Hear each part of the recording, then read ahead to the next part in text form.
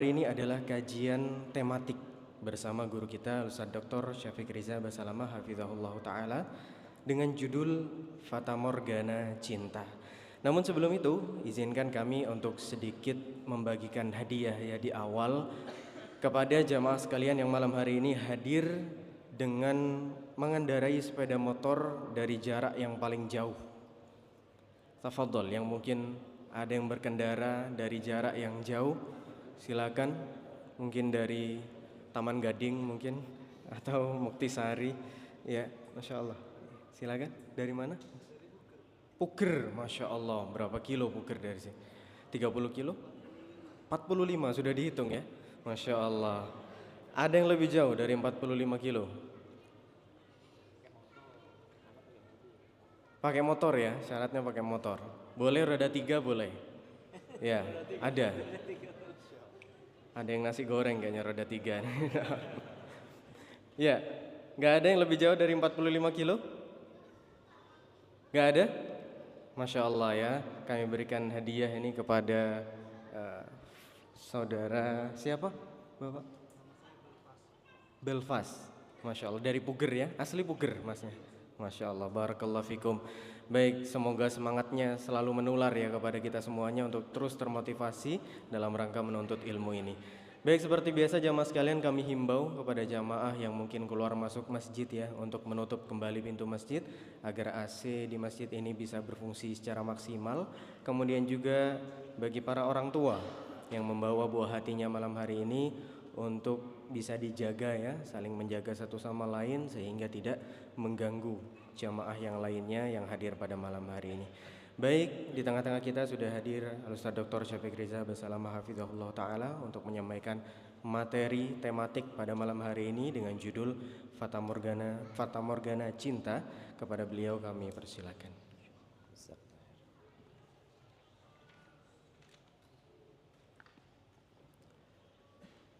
Assalamualaikum warahmatullahi wabarakatuh. Alhamdulillah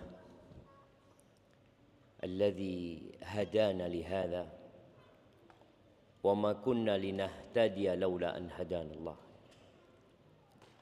Segala puji bagi Allah Jalla Jalaluh yang telah memberikan hidayahnya kepada kita.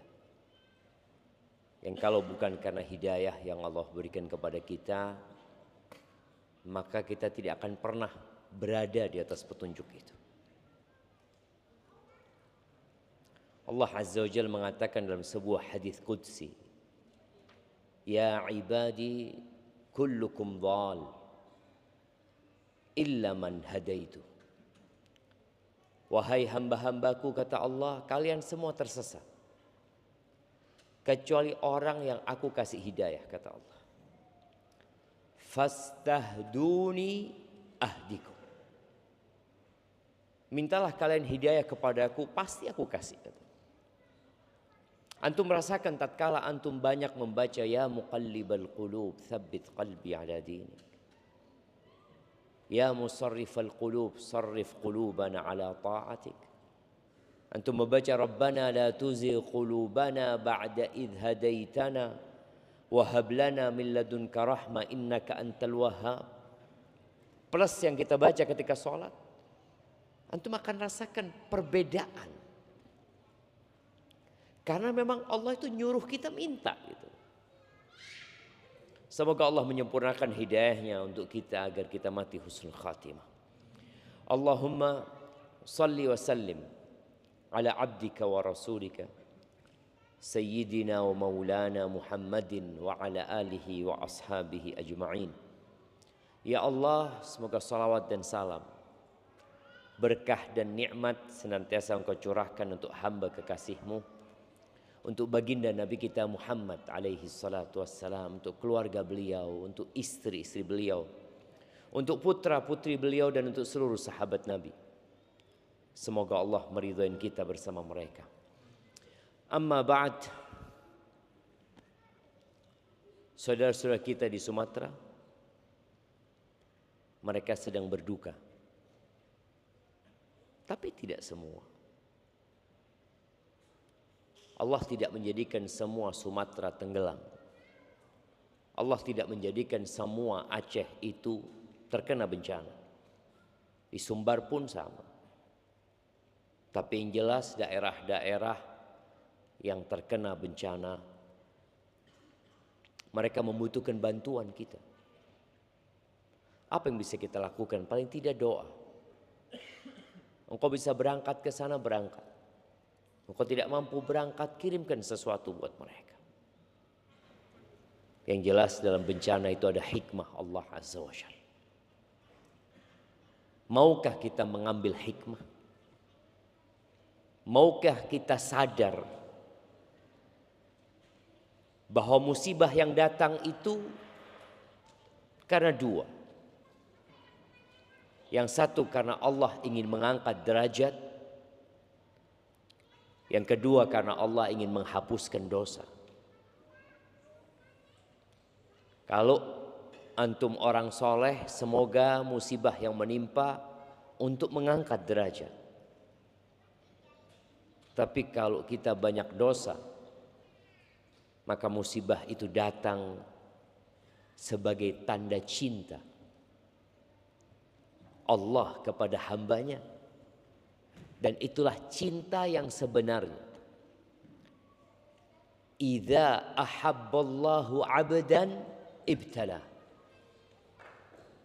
Apabila Allah cinta kepada hambanya, Allah kasih bala. Subhanallah.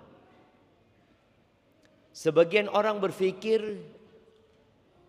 cinta itu adalah dengan memberikan semua yang diminta. Betapa banyak anak-anak yang katanya dicintai sama orang tuanya, tapi ternyata anak itu tumbuh besar menjadi orang yang tidak bisa berdiri di atas kedua kakinya sendiri. Nggak mandiri. Gara-gara cinta kedua orang tuanya, itu cinta yang salah. Dimanja. Semua yang diminta dikasih.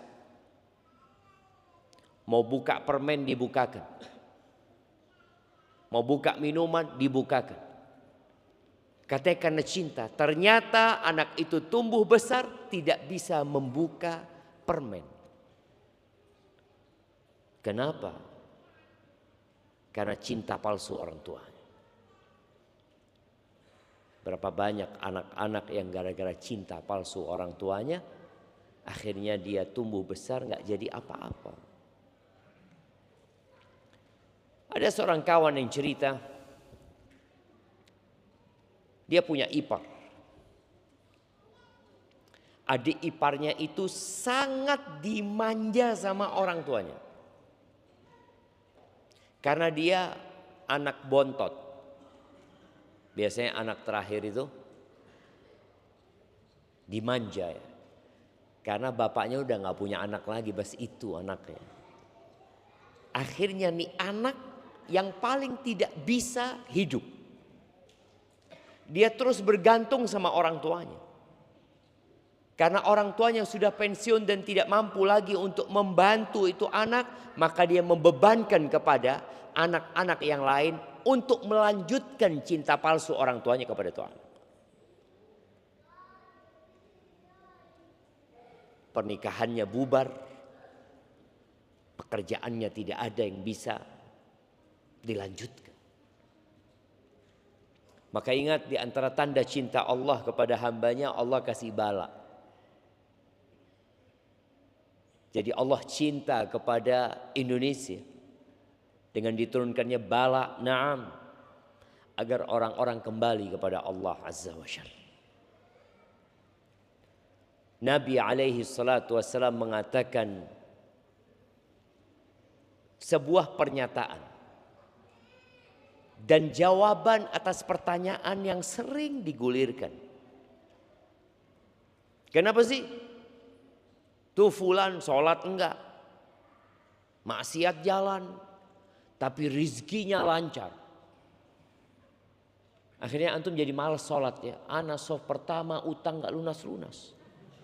Padahal azan langsung ke masjid.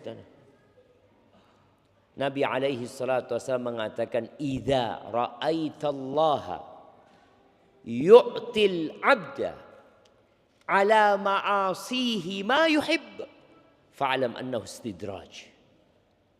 Apabila engkau melihat Allah memberikan nikmat kepada seorang hamba, padahal dia terus berbuat maksiat, apa yang dia inginkan didapatin oleh orang itu.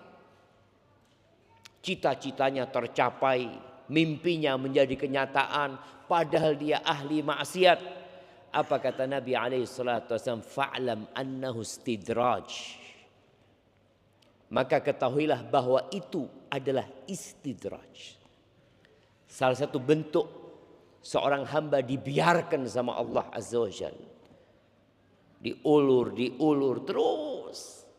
Kemudian Nabi alaihi salatu wasallam membaca firman Allah, "Falamma nasu ma dzukiru bihi, fatahna alaihim abwaaba kulli syai, hatta idza farihu bima utu akhadnahum baghtah fa idza hum mublisun." Ketika orang-orang itu dikasih peringatan, nggak sadar, dikasih tahu, nggak mau tahu, tetap dalam dosa-dosanya, apa yang Allah berikan? Fatahna alaihim abwaaba kulli syai. Kita bukakan segala pintu kesenangan dia. Apa yang dia inginkan didapat. Sampai tatkala dia bergembira dengan apa yang diberikan kepada mereka, akhadnahum baghtah. Kata Allah, kami cabut nyawa mereka secara tiba-tiba. Lalu mereka putus asa, mublisun, nggak bisa apa-apa. Kalau dikasih sakit masih berpikir untuk beristighfar. Ketika mobilnya hilang dia masih dapat berpikir, ya Allah banyak dosaku ya Allah. Dia bisa minta lagi sama Allah Azza wa Jalla. Tapi kalau dianya yang mati, dianya yang pergi, maka selesai. Dan Allah Azza wa Jalla mengatakan, "Fala tu'jibka amwaluhum wala auladuhum." Kalian jangan takjub ya dengan harta mereka, dengan pencapaian-pencapaian mereka, dengan anak-anak mereka. Innama yuridullahu liyu'adzibahum biha fil hayatid dunya. Allah ingin mengadab mereka dengan harta dan anak-anak dalam kehidupan dunia. Bisa dibayangin ya, harta jadi adab. Nah, cuma nggak sadar orang itu ketika sedang diadab.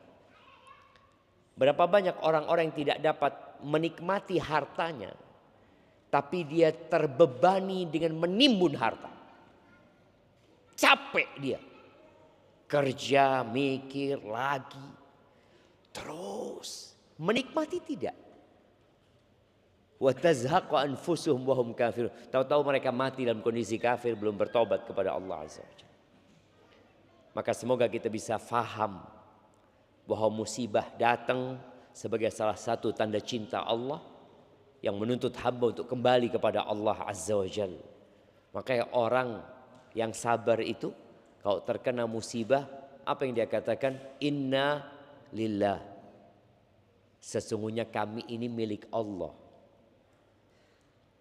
Jari-jariku ini milik Allah. Jantungku juga milik Allah. Ginjalku milik Allah. Kedua kakiku milik Allah. Rumahku. Bumi tempat kita berpijak milik Allah Azza wa Jalla. Wa inna ilaihi raji'un. Kita akan kembali kepada Allah Azza wa Jalla. Dan kita sudah melihat mbah-mbah kita, nenek moyang kita sudah kembali dan semua ditinggalkan. Maka semoga Allah membantu saudara-saudara kita yang di sana dan mengampuni dosa-dosa kita. Ada cinta kedua yang palsu. Akhir-akhir ini kita dengar perselingkuhan yang terjadi. Sebenarnya kalau nggak salah, perselingkuhan yang terjadi di Indonesia itu fenomena gunung es yang kalau lihat gunung es ya, gunung dari es bukan gunung, itu yang muncul di permukaan sedikit ya. Tapi ketika kita menyelam, kita akan melihat kondisi gunung yang begitu besar. Kenapa? Karena gaya hidup, pola hidup, budaya hidup di negeri kita menjadikan perselingkuhan sesuatu yang sangat biasa. Na'udzubillah. Tadi ana donor darah. Ana bukan mau cerita tentang donor darah. Lama ana donor darah terakhir itu kapan ya? Tadi ketika ana mau donor darah, ana itu harus menandatangani sebuah pernyataan. Yang pernyataan itu membuat ana sakit hati.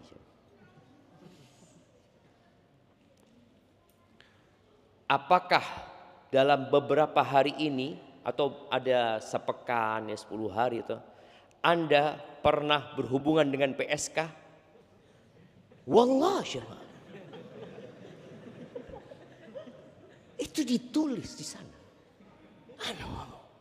Ana sampai ngomong sama, kok seperti ini tadi? Ya memang aturannya seperti itu. Lanjut ini jemaah. Apakah Anda pernah berhubungan seksual yang membayar? Loh, kok ngawur gitu? Tambah ngawur nih jemaah. Ada itu berapa minggu, berapa bulan. Kemudian apakah Anda pernah berhubungan kalau laki-laki sesama laki-laki? Na'udzubillah gitu jemaah. Apakah Anda pernah berhubungan dengan seseorang, berhubungan seksual ya, dengan seseorang yang baru pulang dari Afrika? Na'udzubillah.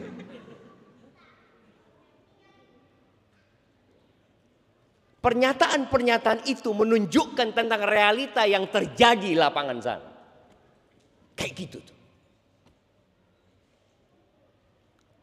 Dan ini menjadikan PR berat buat kita. Kalau ternyata hal yang seperti itu dianggap normal. Nggak tabu. Menanyakan hal itu. Ustadz ditanya aja mah. Ada ngomong, Allahu Akbar ya. Dan semua ustadz tadi yang ikut donor darah ya mencontreng itu.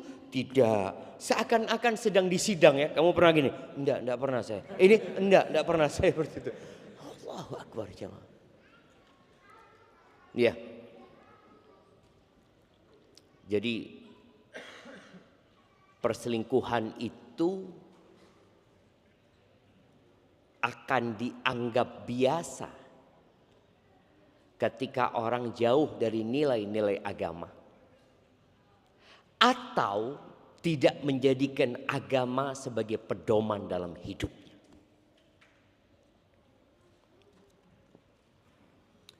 Ana ingat pada waktu Pak Patrialis Akbar cerita saat beliau di MK.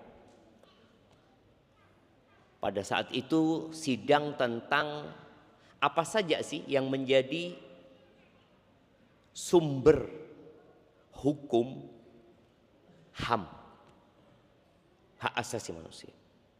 Yang jelas budaya, tradisi, apa macam-macam lah. Ketika agama itu banyak yang menolak di MK itu. Sampai beliau mengatakan, loh, emangnya kalian nggak beragama? Kok takut agama menjadi sumber patokan hak asasi manusia? Karena mereka berpikir agama itu nanti akan membatasi. Seperti tadi, orang nggak bisa jadi PSK. Loh, memang nggak boleh. Orang nggak boleh ke PSK. Loh kan hak asasi dia. Dia kan manusia, dia punya hak yang dijamin oleh undang-undang. Tapi akhirnya goal agama menjadi salah satu rujukan HAM. Haibati fillah, kenapa sih orang selingkuh? Padahal Allah memerintahkan untuk menikah. Allah memerintahkan untuk menikah. Dan Allah ketika melarang perzinaan, Allah mengatakan Jalla Jalaluhu, "Wala taqrabuz zina. Innahu kana fahishatan wa sa'a sabila." Kalian jangan mendekati zina. Mendekati saja nggak boleh. Tapi ketika bicara nikah, fankihu ma taba lakum. Kalian nikahilah yang baik-baik buat kalian, yang bagus-bagus buat kalian, yang kalian sukai dari perempuan itu kalian nikahi. Mathna wa thulatha wa ruba'. Kalian nikahi 2, 3, 4. Fa in khiftum alla ta'dilu fawahida. Kalau kalian takut tidak bisa berlaku adil, 1 cukup. Pada saat bicara zina, Allah mengatakan jangan mendekati. Tapi manusia diciptakan memiliki syahwat kepada wanita. Zuyyina linas hubbus syahawat. Coba angkat tangan yang tidak suka sama wanita di sini. Hati-hati antum jamaah. Itu udah ditanamkan. Hubbus syahawat minan nisa. Ada di diri kita. Bagaimana menyalurkannya? Ada caranya. Bagaimana menahannya? Ada caranya. Menahannya dengan cara menundukkan pandangan. Itu ada syariatnya. Wa qul lil mu'minin yaghuddu min absarihim. Katakan kepada laki-laki yang beriman agar mereka menundukkan pandangan mereka. Wa yahfadhu furujahum, dan menjaga kemaluan mereka. Karena dikatakan kullul hawadisi mabda'uha minan nazar. Semua perkara-perkara yang besar itu awal mulanya dari apa? Mata. Dari mata turun ke hati. Iya, betul jemaah. Dari mata turun ke hati. Maka Allah katakan jaga. Wa qul lil mu'minat. Bukan hanya laki-laki yang disuruh menjaga pandangan mata. Katakan kepada wanita-wanita yang beriman, yaghdudna min absarihinna wa yahfadna furujahun. Agar mereka menundukkan pandangan mereka, sebagian pandangan mereka. Dan menjaga kemaluan mereka.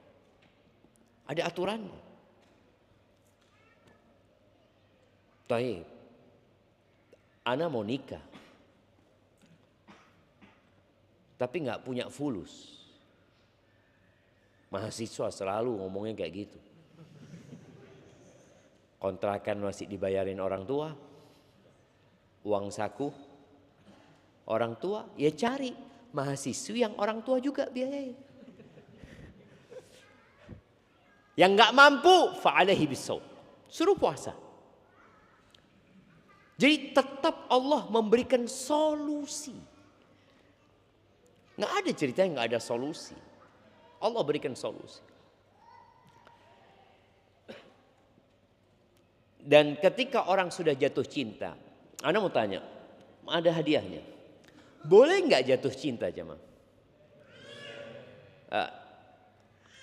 Kasih, ada mic-nya? Anda berdiri antum, nah boleh jatuh cinta. Antum pernah jatuh cinta? Udah lupa antum lah. Udah dewasa nggak pernah jatuh cinta? Jarang, tapi pernah berarti. Sekali kasih hadiahnya.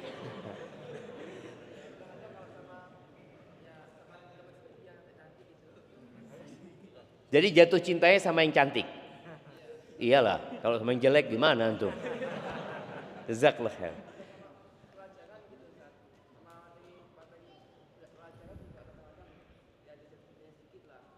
Sedikit tapi. Alhamdulillah. Barakallahu fikum, jazakallah khair. Tapi nanti kita lanjutkan lagi. Jadi jatuh cinta itu ada yang boleh, ada nggak boleh, jemaah. Jatuh cinta itu boleh kalau memang antum tidak melakukan apa-apa. Dan tidak melangkah ke sana. Dia lewat, Ustaz. Lewat dia, gitu kan. Ya Allah, ayuni, astagfirullah. Seperti itu.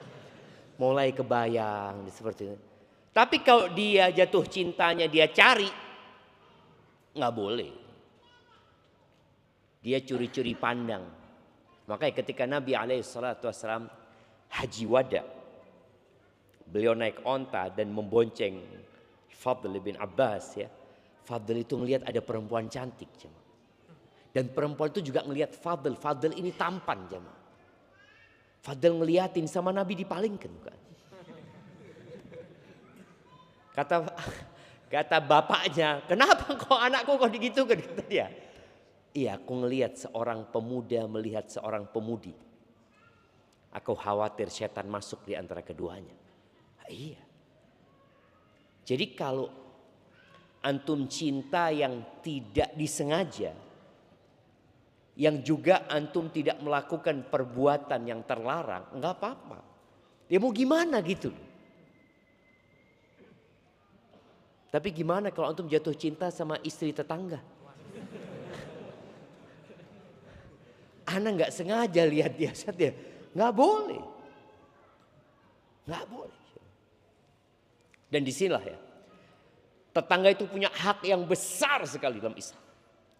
Sampai Nabi SAW mengatakan kepada para sahabatnya, bagaimana menurut kalian berzina dengan istri tetangga? Ya haram berzina. Bagaimana menurut kalian tentang hukum berzina? Haram kata para sahabat. Iya. Dan berzina dengan 10 orang itu lebih ringan daripada berzina dengan istri tetangga. Dan biasanya perselingkuhan terjadi di situ, di yang dekat-dekat. Maka diperintahkan kita untuk menundukkan pandangan kita. Dan ketika sudah jatuh cinta dan cintanya boleh dan halal, obatnya apa? Ya nikah. Obatnya nikah. Nabi SAW mengatakan dalam hadis yang diriwayatkan Ibnu Majah, lam yura lil mutahabbaini mithlu nikah. Enggak pernah dilihat ya, buat orang yang sedang mencintai obatnya lebih baik daripada nikah. Enggak ada. Obatnya bukan puasa. Obatnya nikah. Tapi kalau ditolak Ustaz, gimana? Langsung pindahkan cintamu kepada yang lain. Mati satu tumbuh 1000.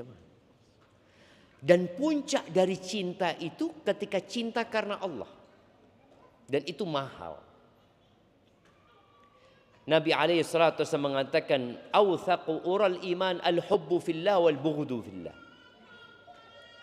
Tali keimanan yang paling kokoh itu cinta karena Allah dan benci karena Allah.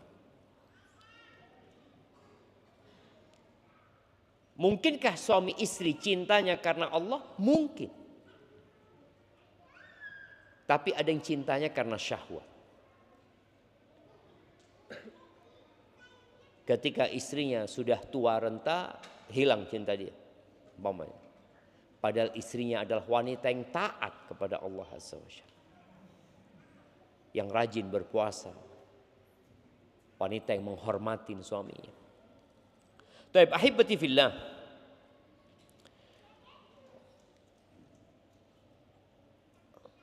Awal dari perselingkuhan itu adalah tadi pandangan mata ya. Setelah pandangan mata, fabtisamatun, senyuman biasanya. Jadi ketika mandang, antum senyum. Dan dia senyum juga. Kalau itu terjadi, fakalamun, maka terjadi kalam, obrolan sudah. Fasalamun, lalu ada salam-salaman sudah. Setelah itu famau'idun faliqa, ada janji dan ada pertemuan. Kalau kita lihat perempuan-perempuan yang digodain oleh laki-laki hidung belang di Facebook ya biasanya. Nah, di mana biasanya? Oh, nggak tahu antum. Itu terakhirnya kan pertemuan. Terakhirnya pertemuan, maksudnya janjian ketemuan. Seperti itu jalurnya syaitan. Dan ada yang menjadikan agama sebagai pintu. Enggak Ustaz, ana nasihat Ustaz. Dia curhat urusan rumah tangganya. Dan ana sebagai seorang muslim, sebagai seorang ustadz hadir menyelesaikan masalah. Masya Allah. Dan bahaya loh jemaah. Ana dapat curhatan dari perempuan-perempuan ya, yang istrinya kawan sendiri, istrinya seorang ustadz. Ya semua ada masalah. Di rumah tangga Nabi SAW ada masalah. Tapi ketika antum menanggapi orang-orang yang curhat, hati-hati. Al-Hasan bin Saleh, salah satu dari ulama salaf, mengatakan, Inna syaitan la yaftahu lil abdi tis'atan wa tis'ina baban minal khair. Setan itu siap untuk membuka 99 pintu kebaikan, yuridu biha baban minasyarr, yang dia inginkan satu pintu kejahatan. Tapi yang dia buka 99 kebaikan, dibukain, Masya Allah bagus, dibuka terus. Terakhir nanti aku tangkap yang nomor 100, kata setan. Ini yang calon-calon ustadz, hati-hati antum. Karena orang merasa nyaman, apalagi istrinya orang, kalau ada masalah itu akan nyaman ngomong sama antum.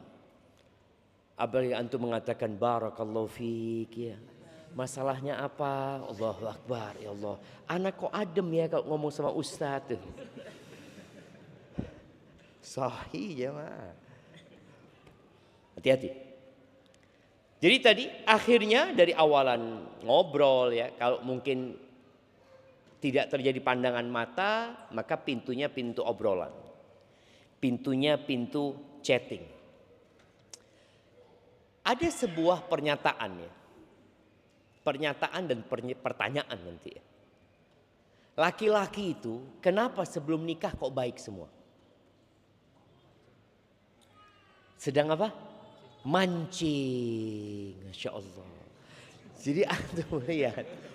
Jadi modelnya itu model memancing. Kayak orang mancing ikan, dikasih umpan sama dia. Dia siap, umpannya yang mahal nggak apa-apa. Tapi ketika sudah kena digebok sama dia itu ikan jemaah, nggak urusan dia jemaah. Jadi buat ibu-ibu ya, hati-hati sama laki-laki. Jadi memang kalau antum lihat di dunia binatang itu selalu yang laki-laki lebih indah daripada yang perempuan. Selalu yang jantan itu lebih indah daripada yang betina. Selalu. Ayam, antum lihat. Ayam jago ya, Masya Allah gagah dia ya. Kalau ayam betina biasa aja gitu loh. Tapi ayam jago ini menawarkan diri dia gitu. Burung, merak. Anda dulu berpikir, merak yang ekornya indah itu betina. Kita ya Allah, ayune. Kita ngomong itu ayune, padahal enggak, ganteng dia. Dengan ekornya, kalau yang betina biasa aja. Ikon Indonesia. Burung. Bukan Garuda. Cendrawasih ya, yang ada di duit, cendrawasih. Anda melihat di Papua itu cendrawasih yang laki jemaah. Ya Allah, ganteng-ganteng. Kalau yang perempuan biasa. Kenapa? Karena memang untuk memancing gitu loh. Makanya antum kan ganteng-ganteng kayak gini kan. Tapi antum nggak punya kegantengannya singa. Singa jantan itu jalan aja sudah gagah gitu. Tapi kalau antum jalan biasa aja gitu. Makanya kalau manusia harus naik Lamborghini baru ganteng. Walaupun kulitnya putih gelap ya, tapi naik Lamborghini itu jadi ganteng jemaah. Allahu Akbar. Ganteng orang ini. Jadi ada tunggangannya. Kalau manusia itu ada itunya. Dan ada cara ngomongnya. Karena dia ingin diterima. Biasanya ya lebih lembut. Ngomongnya enak. Walaupun dia pemarah. Tapi kalau ngomong sama perempuan yang bukan istrinya. Nanti beda. Kalau sudah jadi istri beda ya. Kalau masih belum jadi istri, ya Allah lembutnya, sabar ya. Lebih perhatian sama nih perempuan, minta coklat dibelikan coklat ya. Minta apa ditransferin fulus apa aja yang diminta. Pandai menahan emosi. Walaupun dia sakit hati tapi dia tahan emosi. Kenapa? Karena dia sedang berjuang untuk menaklukkan. Lebih romantis dan mau berkorban. Kalau yang dia dapatkan sudah, yang dia inginkan sudah dia dapatkan, dia akan berubah. Kenapa? Ya bukan berubah sebenarnya. Kembali ke model aslinya. Jadi bukan berubah. Dia pada waktu itu memang settingannya sedang mancing tadi. Jadi ketika sudah menikah kembali kepada model asli. Makanya dalam Islam itu nggak ada ceritanya pacaran, nggak ada ceritanya mancing, yang ada melamar, Ya sudah, ini aku gitu. Engkau mau tahu aku? Tanya sama orang. Kalau engkau tanya sama aku ya, insya Allah aku baik semuanya. Ada sedikit yang baik sekali gitu. Artinya nggak tanya sama orangnya, kamu gimana? Kan kadang-kala ada istilah apa? PDKT ya. PDKT. Untuk tahu, anak kepingin kenal dia gitu loh. Nggak ada, kalau engkau tanya sama orangnya, nggak akan pernah kenal sama dia. Karena ketika engkau tanya, dia sedang di mode pesawat itu. Bukan mode pesawat. Modenya sedang mancing gitu loh enggak. Momennya tanya si perempuan, Mas, kamu kalau aku marah, kamu ikut marah enggak? Ya enggak mungkin lah. Ini awal gitu. Mas, kalau aku butuh duit dan kau tidak punya duit, engkau siap jual handphonemu. Kok handphone? Mobil, rumah aku jual buat engkau. Itu model mancing tadi ya, umpannya keluarkan semuanya. Jadi dia bukan berubah. Tapi dia kembali ke model awal, model asli. Maka dikatakan di barat sana, dan anak katakan di barat, tapi sudah mungkin pengaruhnya sudah ada di negeri kita. Mereka punya sebuah istilah, Lailatul Zifaf, Lailatul Dafnil Hub. Yang kita bicarakan nih, Fata Morgana cinta. Malam pernikahan itu malam penguburan cinta. Karena kembali ke model cinta nggak ada, udah selesai. Engkau sudah jadi milikku. Kalau dulu kenapa aku baik sama kamu? Ya tadi, aku sedang berburu.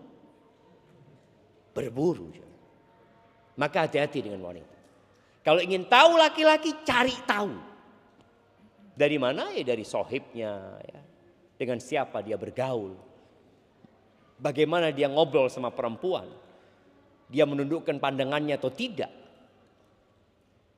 Bagaimana kehidupan dia di masyarakat. Supaya kita tahu. Ketika suamimu, ini laki-laki royal sama engkau. Boleh jadi ketika sudah menikah dia bakhil. Dari mana kau harus cari tahu? Ya dari kawan-kawannya. Tapi kalau perempuan, sama perempuannya. Kalau belum jadi istri, Dia akan menampakkan perhatian yang lebih sama kamu. Apalagi kalau antum punya masalah sama istri antum. Antum akan merasakan perempuan ini memberikan perhatian sama ana, menghormati, menjaga tutur katanya, nggak pernah nuntut. Ya, mau nuntut apa? Dia bukan istri antum, dia orang lain. Nggak pernah marah-marah, nggak pernah marah-marah. Kalau dia marah-marah ya salah. Tapi kalau seorang istri marah-marah, wajar jemaah? Ya nggak wajar juga lah. Nggak boleh juga istri marah-marah sama suaminya. Tapi kalau itu terjadi, Nabi SAW menerima kondisi tersebut. Dan ketika dua orang ini yang belum menjadi suami istri, mereka sudah berjumpa. Lalu mereka chattingan secara intens, telepon di malam hari, saling curhat. Apalagi kalau janda ya. Janda ketemu suaminya orang. Kira-kira bagaimana? Ya kalau janda yang bertakwa kepada Allah, dia akan jaga diri. Tapi kalau enggak, ya dia nggak akan jaga diri. Hubungan antara laki-laki dan wanita di dalam Islam itu diatur oleh undang-undang yang ditetapkan oleh Allah Azza wa Jalla. Tadi kalau bicara memandang, tundukkan pandangan. Cara berbicara, perempuan berbicara dengan laki-laki yang bukan mahramnya. Apa kata Allah? Fala takhda'na bil qaul. Jangan kau lembut-lembutkan omonganmu. Karena itu membuat laki-laki yang ada penyakitnya, jemaah, di hatinya, itu akan tergoda. Dan dia akan merasakan, ya Allah, ana itu kalau chatting sama fulan enak banget sama fulana ya. Ya Allah. Dia tanya gimana kabarnya, udah makan antum? Aduh. Ana sama istri nggak pernah ditanya udah makan. Yang ditanya bawa makanan apa? Iyalah. Kalau dia tanya udah makan belum? Masya Allah. Aku kirimin ya. Allahu Akbar. Kayaknya ini calon istri ana. Nah, yang akhirnya nanti akan terjadi perzinaan. Taib. Ketika laki-laki sudah menikah, dia tidak perlu lagi membuktikan dirinya. Nggak perlu. Dia santai sudah. Dia akan apa adanya. Dia kurang romantis, kurang berjuang, kurang sabar, tidak selembut yang dahulu. Dan terkadang hal ini terjadi setelah bertahun-tahun. Artinya pada waktu awal pernikahan enggak, suami ana lembut Ustaz. Suami ana perhatian Ustaz. Tapi setelah punya anak 3, kok suami ana berubah. Dia mulai suka chatting sama perempuan lain. Kira-kira apa penyebabnya? Nih bapak-bapak mana yang pernah chattingan sama perempuan lain? Nah, kira-kira apa penyebabnya? Antum kok sudah merasa jenuh dan bosan sama istri antum? Kita dengarkan adzan dulu ya.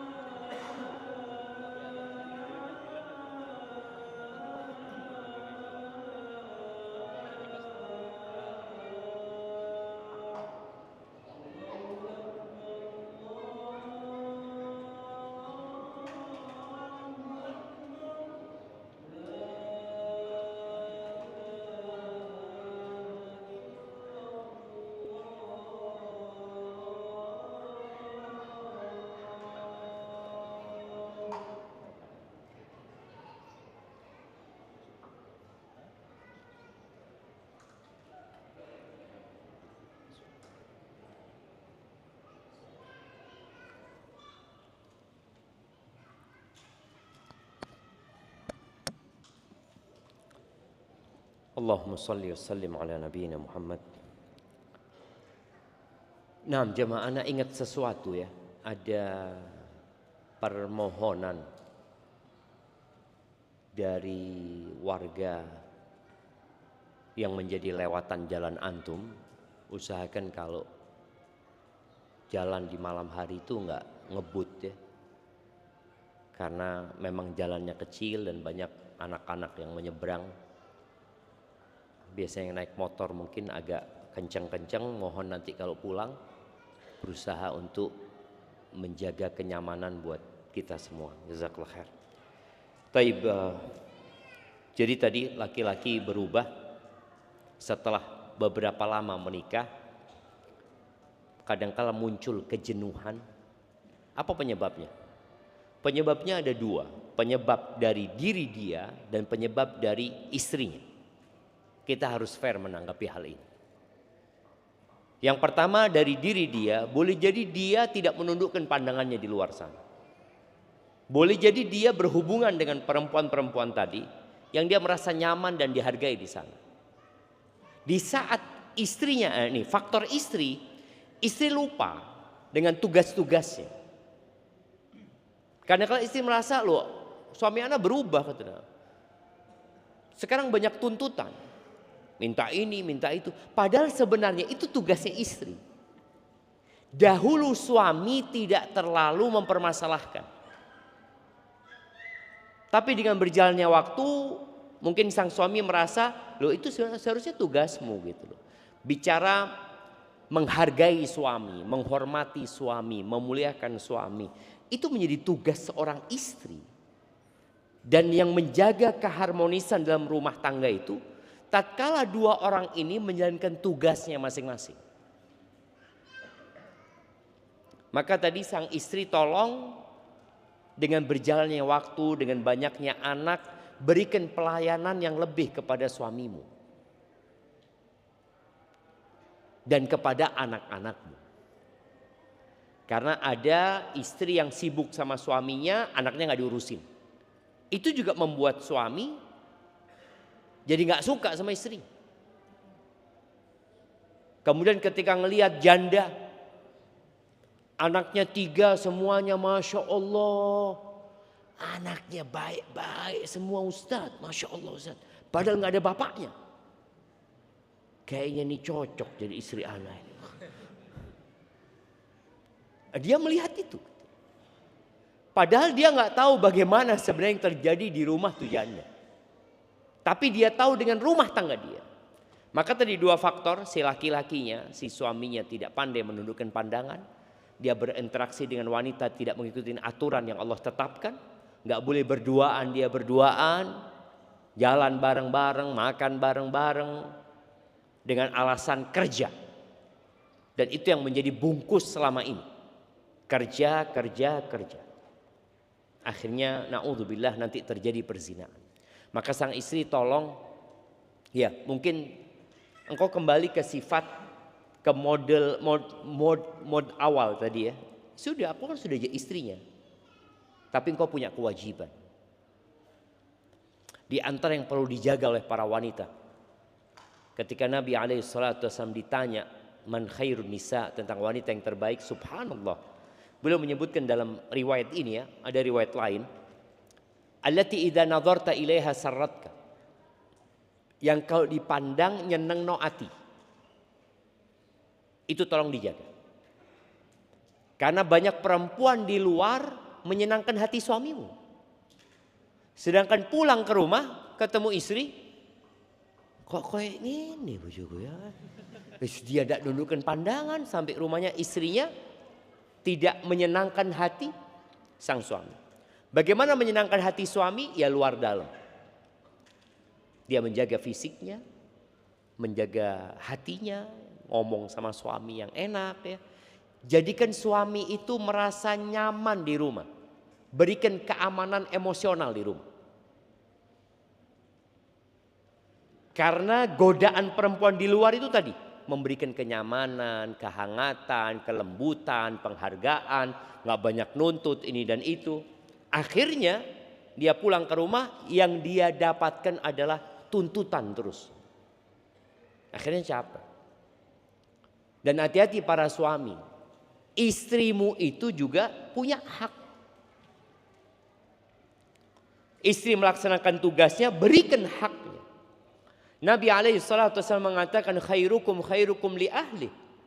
Orang yang paling baik di antara kalian adalah yang paling baik sama istrinya. Maka berikan hak-hak istrimu dan lakukan ihsan. Jadi kalau bicara hak, kalau antum naik ojek, bayarnya 10.000, lalu antum kasih 15.000, yang 5.000 itu namanya apa? Ihsan. Iya, berbuat baik gitu lah. Seharusnya anak bayar 10.000 cukup. Tapi anak ingin berbuat baik. Maka lakukan itu kepada istri. Berbuat baiklah sama dia. Jadi kemudian akan ketemu jamaah. Dan rumah tangga insya Allah akan harmonis dan godaan-godaan dari luar itu bisa dihindari. Karena boleh jadi istri ketika capek di rumah, dia tidak mendapatkan perhatian dari suaminya, tidak mendapatkan haknya lah. Bahkan KDRT, tahu-tahu ada yang WA dia, mantan pacarnya kayak, atau kawan SMA dulu. Yang awalnya cuma ngobrol-ngobrol biasa, lama-kelamaan dia nyaman dengan laki-laki. Atau perempuan itu curhat sama ustadz. Ustadz lagi jemaah. Ya Allah, baik banget ustadz itu ya, kata dia. Ketika dia ngelihat suaminya, na'udzubillah, kok dapat suami kayak gini gitu. Akhirnya sang ustadz menawarkan jalan keluar, solusi. Boleh, engkau gugat cerai boleh kalau dapat suami kayak gitu. Dan banyak laki-laki yang menunggumu. Wah, nggak boleh loh, hati-hati. Perempuan yang dalam masa iddah, kita akan bahas pekan depan itu, nggak boleh antum ngelamar. Apalagi suami istrinya orang. Istrinya orang.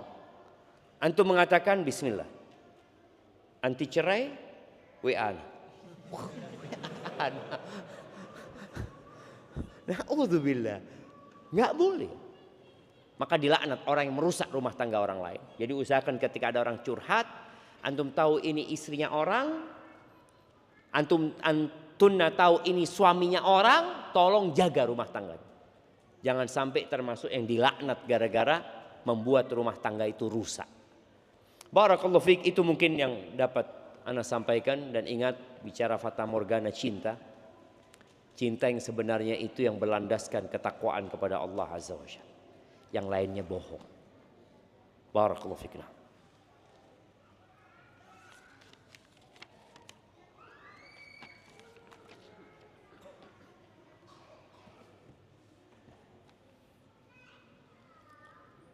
Assalamualaikum ya Ustaz. Ahsanallahu ilaikum.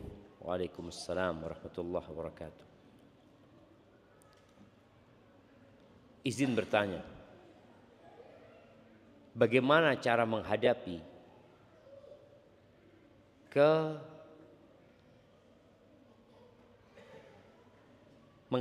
kelemahan syahwat? Iya, kelemahan syahwat selain dengan berpuasa dan menikah. Karena untuk menikah saat ini belum memungkinkan.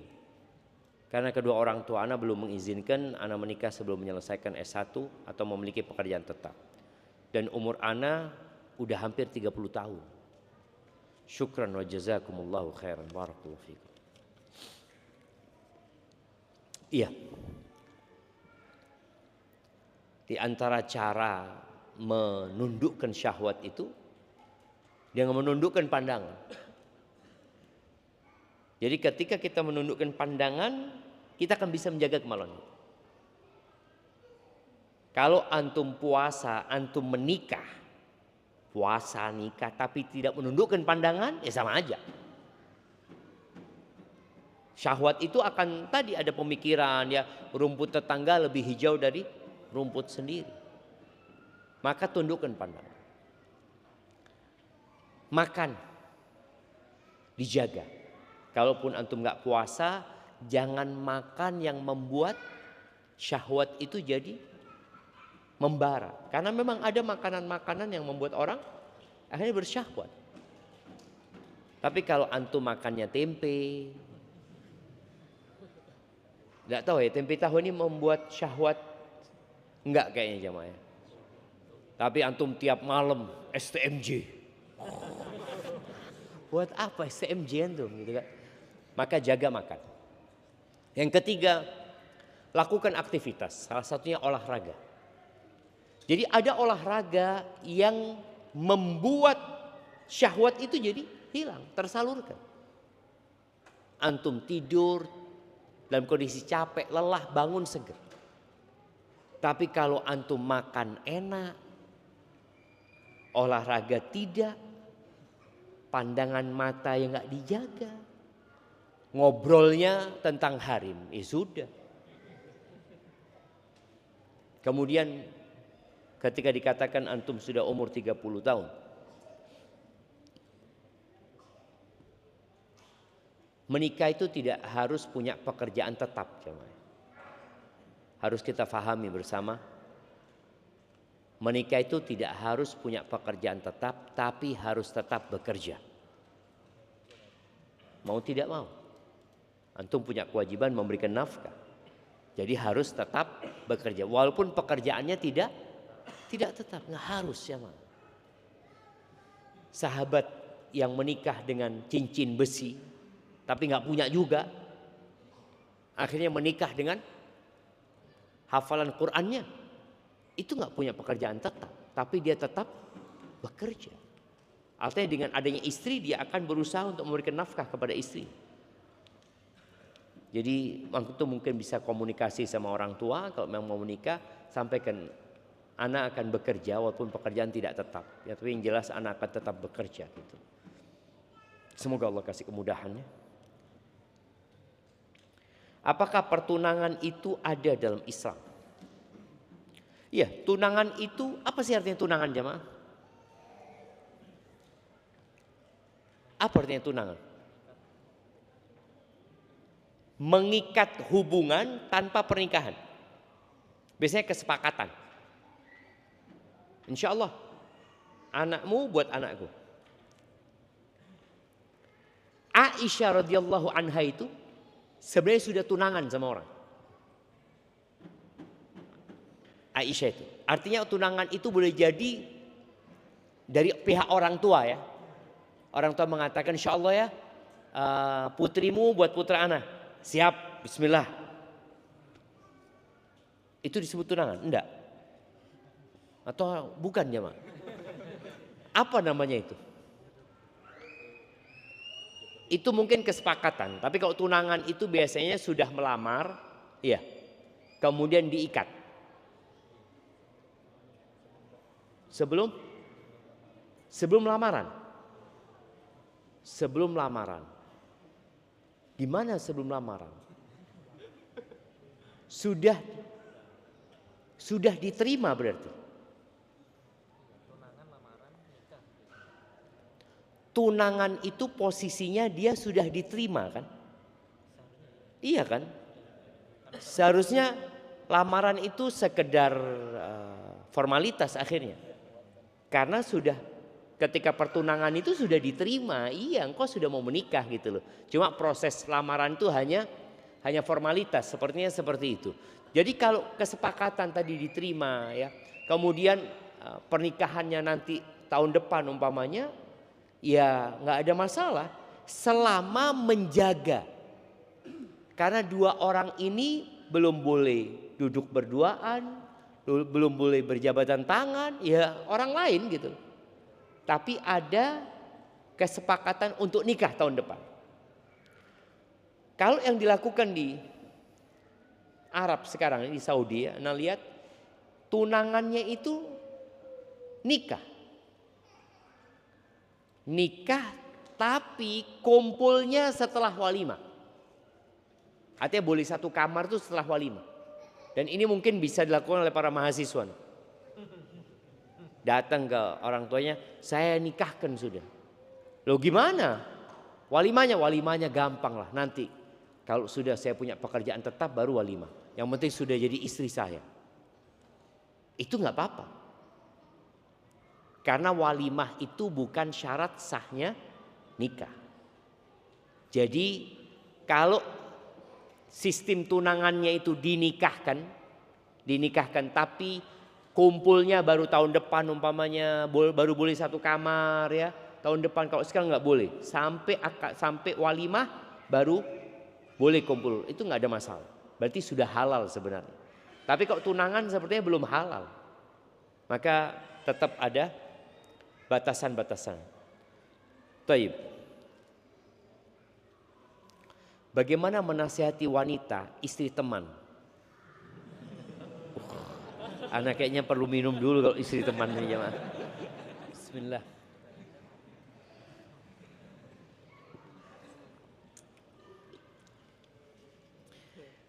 Afwan Ustaz, bagaimana menasihati wanita, istri teman yang ngomongnya mendayu-dayu? Apakah mendayu-dayu itu fitrah atau akibat didikan orang tuanya yang selalu dimanja? Istri antum berarti nggak mendayu-dayu.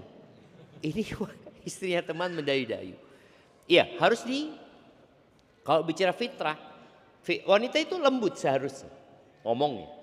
Tapi ada aturannya. Ketika dia ngobrol, kenapa dia dikasih suara yang lembut? Supaya memang dia bisa menaklukkan suaminya.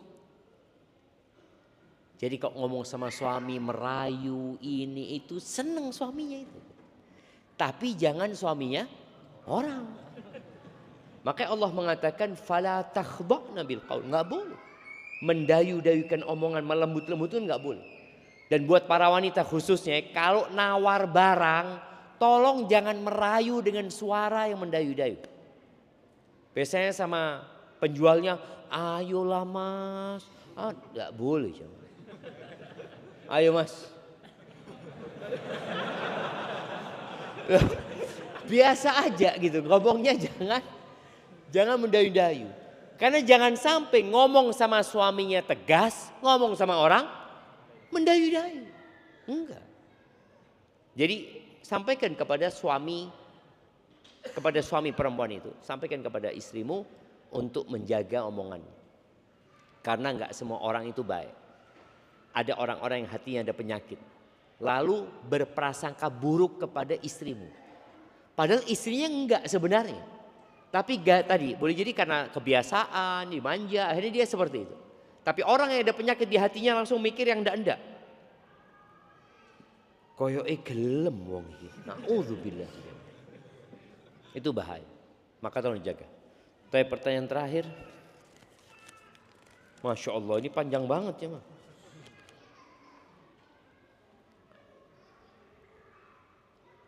Assalamualaikum Ustaz. Saya dan istri mendapat amanah sebuah rumah yang oleh ibu mertua dibeli untuk aset investasi di tahun 2019. Sejak 2022 oleh mertua diminta menjual. Sampai sekarang belum laku. Setiap kali mertua telepon selalu menanyakan rumah, hingga suatu hari mertua minta kepada istri saya untuk ambil tanah dari rumah itu untuk dibawa ke orang pintar, supaya dibantu doa biar laku rumahnya.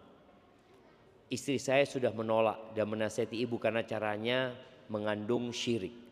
Mertua tetap memaksa hingga membuat istri saya tertekan. Apakah istri saya harus menuruti perintah ibu sebagaimana tanda bakti atau bagaimana?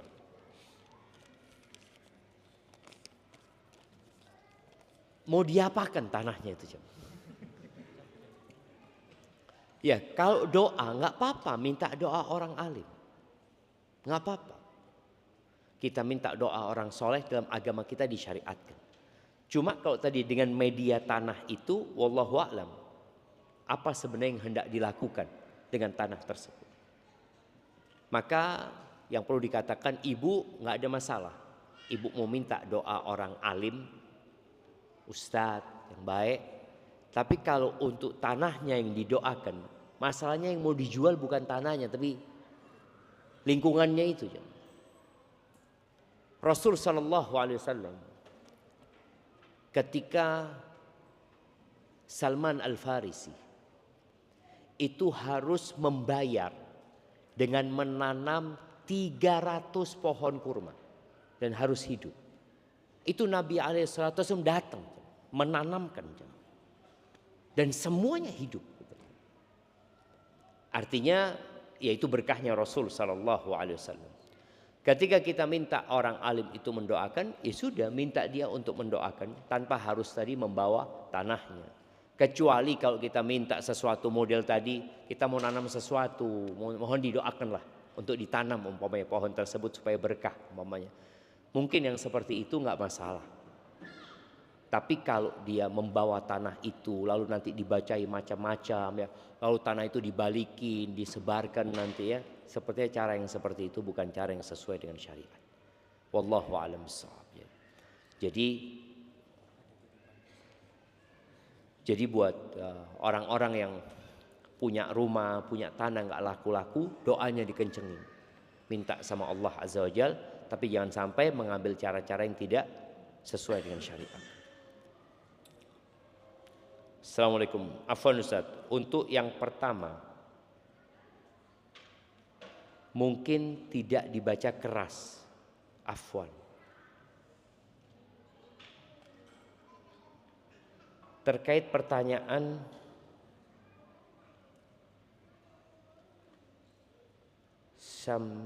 calon pendonor darah yang tadi Ustaz ceritakan, mungkin bisa disampaikan ke jamaah agar tidak salah persepsi.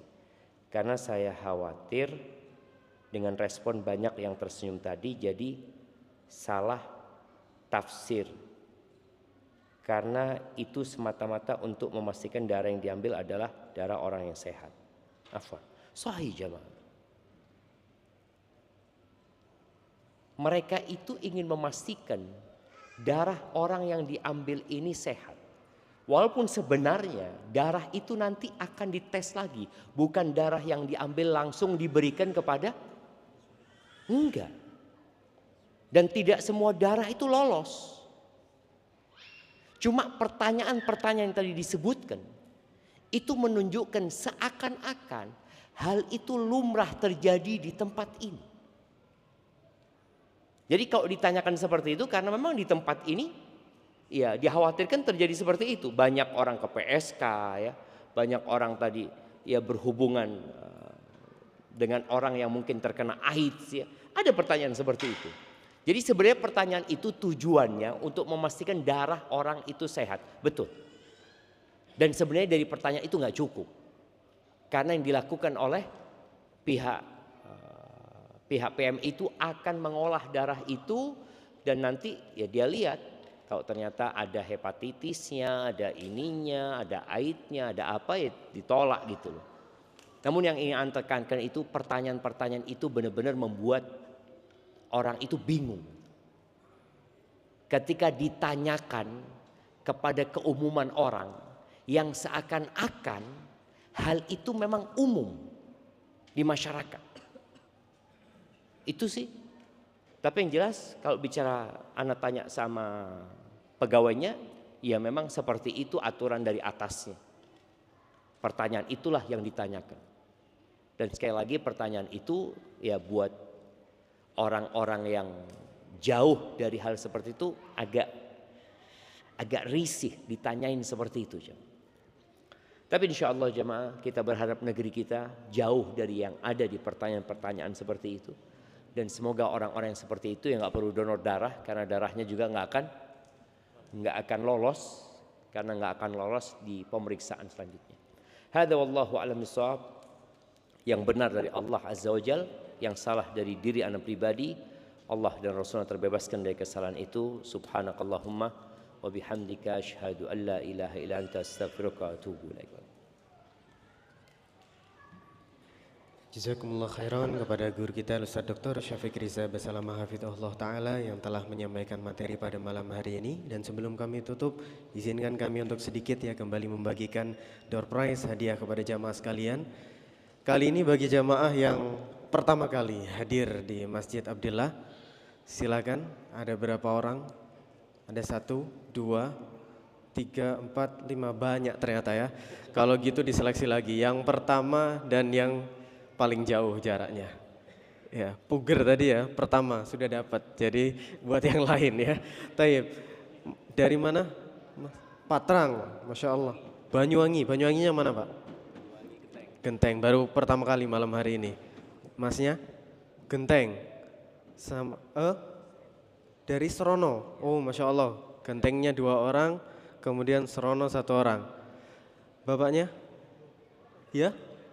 Probolinggo, baru malam hari ini kesini, Masya Allah. Ada lagi lebih jauh? Balikpapan, baru malam hari ini datang ke sini dan memang untuk kajian. Oh, Masya Allah, dari Balikpapan ya. Ada lagi? Dari balik pintu mungkin? Nggak ada? Oh, Masya Allah, di belakang? Ya. Mana?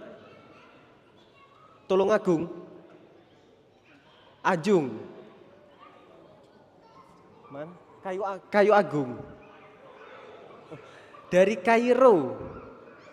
Kairo Mesir, Masya Allah, malam hari ini hadir ke sini baru pertama kali ya, Masya Allah. Tapi orang Indonesia ya, orang sini ya, Masya Allah.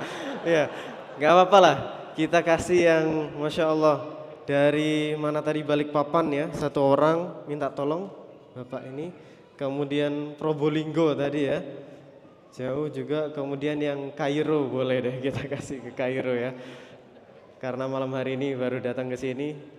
Ya, Masya Allah, barakallahu fikum, jazakumullah khairan jamaah sekalian. Kemudian pemberitahuan sebagaimana biasanya ya, nanti ketika pulang yang pakai sepeda motor lewat pintu masuk yang tadi, jalan masuk, kemudian yang bawa mobil silakan nanti mungkin juga bisa dibantu diarahkan teman-teman lewat blok yang sebelah sana ya, lewat depan kantor Lorong Faradisa, jadi bisa langsung keluar agar tidak terjadi kemacetan. Kemudian sesuai dengan arahan guru kita tadi, sebisa mungkin pelan-pelan ya ketika melewati jalur perumahan dan jangan geber-geber motor ya, agar warga yang tinggal tidak terganggu.